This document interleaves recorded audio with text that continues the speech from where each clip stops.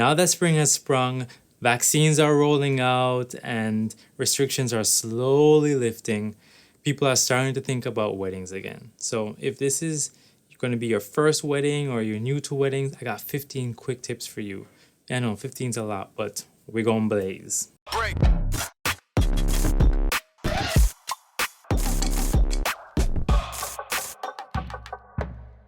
Welcome, my name is Ryan and I'm a videographer and photographer based in Toronto, Canada, and my main creative medium has been weddings, and it has been for the last 7 years. So I think I may have picked up a couple things along the way.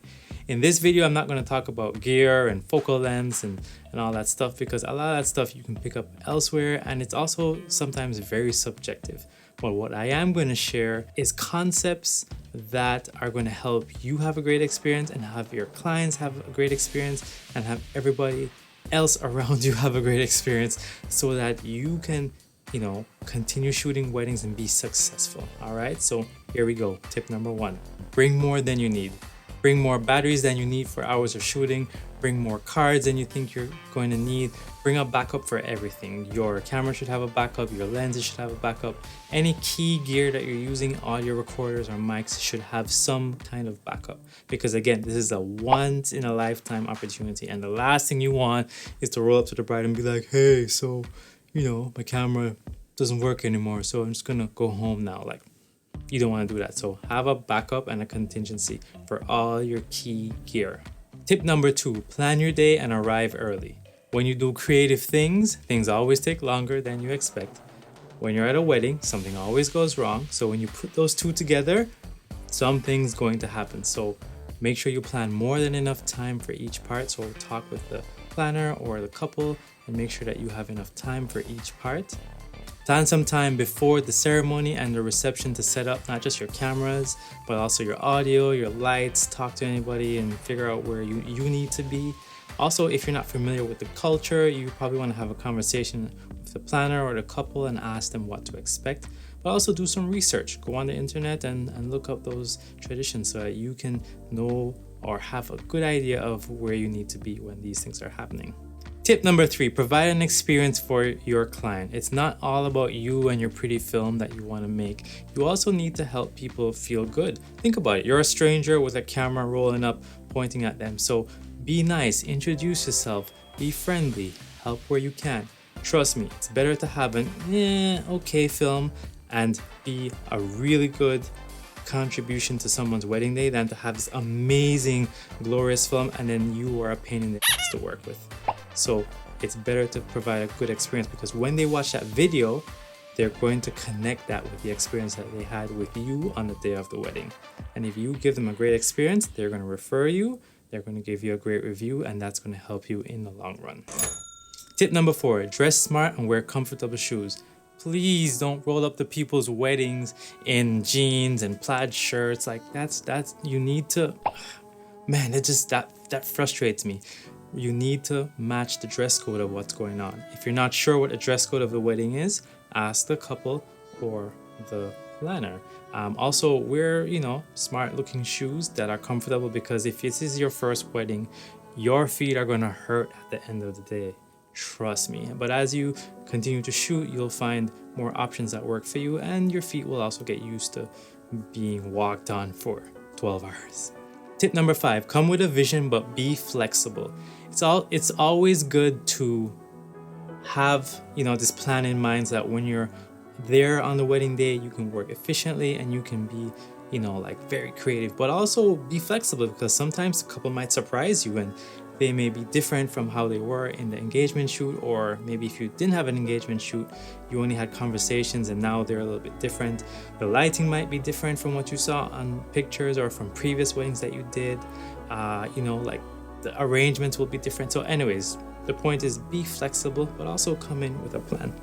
Tip number 6, shoot with at least 2 angles. I know some of you are coming in shooting wedding solo and you may only be responsible for a very short film, but trust me, it comes in so handy when you need to swap batteries or swap memory cards and it's, you're in the middle of something important, or someone blocks your angle, or you need to record something important but still get creative shots. It's going to be so useful to have that second angle, whether you have a, whether that's a tripod on the side or a second person shooting and you have another camera. Also remember that you want to make sure that the settings on those cameras match so that when you're editing you don't have exposures too different and even color temperatures that are too different, because that's going to be a pain in the edit. For me personally, I shoot with a minimum of 3 angles, because even with 2 angles we can sometimes be both blocked or both be repositioning, and sometimes it happens, so the third angle is very useful. If you have any questions about anything I said so far, please leave your question down in the comment and I'd be happy to answer that for you. And if you're getting value from this video so far, just take a moment just to like the video, and that would help me out tremendously. All right, here we go. Tip number 7. Be a team player and provide an experience for other people. Again, it's not all about you and your pretty film that you're trying to make. Remember, there are other people there, other vendors who are trying to get their jobs done. Case in point, your photographer. The photographer, you're going to be working beside them all day. And so it's important that you go in with this mentality of collaboration and again, introduce yourself, communicate, see what they need before you ask for your needs, right? You do not have the right to plug into the DJ's sound jack. So talk to him first, get his permission. Remember, you want to provide value for others before you demand it for yourself.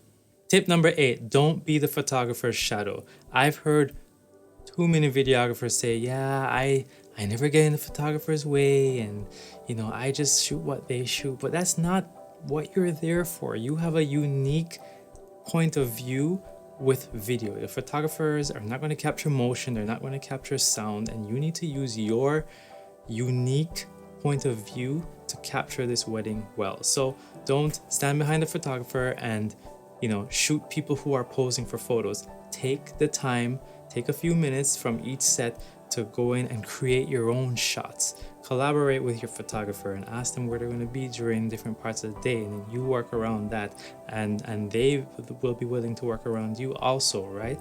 This is something that you do together, and you're not a shadow of the photographer. Like, create your own shots that are video centric. That's why they hired you.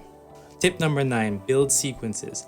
Now, a sequence is when you shoot the same shot from different angles, different distances, and different compositions. When you put that variety of shots for the same action, it will give you so many options in the edit, but it will also make your film feel more immersive and full when you have multiple angles of the same action instead of just one angle for everything. Tip number 10, do not neglect audio. Trust me, a lot of people are focused on getting the fanciest lenses and getting the gimbals and downloading the greatest LUTs, and then they neglect their audio. I've literally turned on wedding videos on other people's sites and then, seen the beautiful footage, and then as soon as the audio comes in, it's a nightmare. And audio is half of the experience, so do not neglect the audio. The audio doesn't need to be Hollywood level, it just needs to be clean and clear so that people can understand and it can be pleasant to listen to. Tip number 11, learn to light. Lots of new videographers go into weddings with a camera, a lens, dreams, and hopes that the ISO doesn't have to go too high during the reception. And I get it, like the first couple of weddings we don't have a lot and you can get away with that. But over time, if you want to get sharper work and attract higher paying clients, you need to have lighting in your arsenal. So invest in that as you go through. And please don't use the excuse of, I'm a natural light videographer. No, you are afraid to use lights. Use light. It is going to help increase your work more than cameras and lenses. Trust me. Tip number 12, record everything. I'm serious. Record as much as you can, and not just everything that's going on, but remember to record details of the the venue and everything that they paid for to make everything look nice. Record the ambient around you, like the environment around the venues and where people are, because trust me, even though you may get hired for just a film, people may watch the film and be like, hey, can we get the rest from you? And if you did not shoot it then their once in a lifetime day is now gone. So you want to be able to come back later and say, hey, I have the rest of that stuff. And now you have just made your client more happier, because now you have that additional footage from, you know, the rest of the wedding that you didn't get, or from the morning when you were getting ready, and they're happy and you get an upsell, which means more money in your pocket. Tip number 13, don't be afraid to make mistakes or fail. You know, failure is a very subjective thing. You know, like you can take it as, oh, this is a bad thing, or you can take this as a lesson, right? So you are going to be in this new environment where you're learning things, and it's okay. Go out there and try that pose, and if the pose didn't work, then just blow it off and be like, all right guys, we're just gonna try something else now. Like, don't be afraid to try, you know, that cool shot, as long as you get a safety shot first. This is going to be a part of the process of you developing your style and being comfortable with weddings. So don't let fear of failure hold you back, but also make sure you have a safety, you know, a safety for a shot or for whatever you're doing, so that when you try that new thing, if it doesn't work out, you're okay. Life is too short not to be courageous. Tip number 14, if it's in your power to make something better, make it better. But don't be a perfectionist. Let me explain.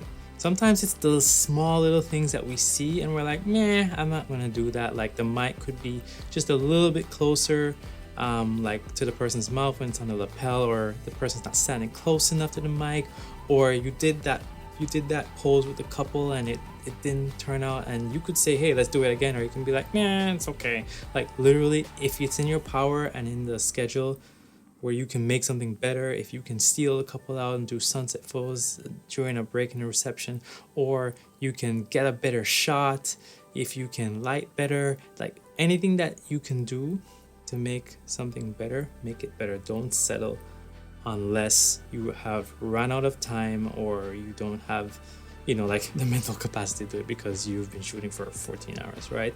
Make things as good as you can, because it's those things that you're going to come back later in the edit and be like, why didn't I do this? So make the most of it while you're there.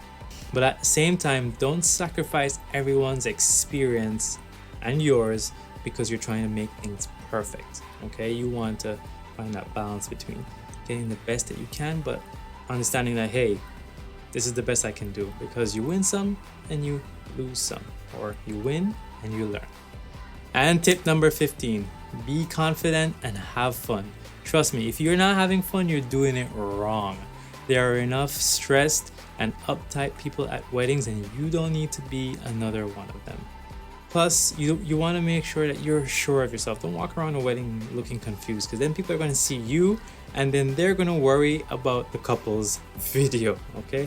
So be confident in what you have. You know more about video than most people at that wedding, if not all of them. So whatever you get is whatever you get, and the couple will be happy as long as you make them look good and you represent as much of the day as possible.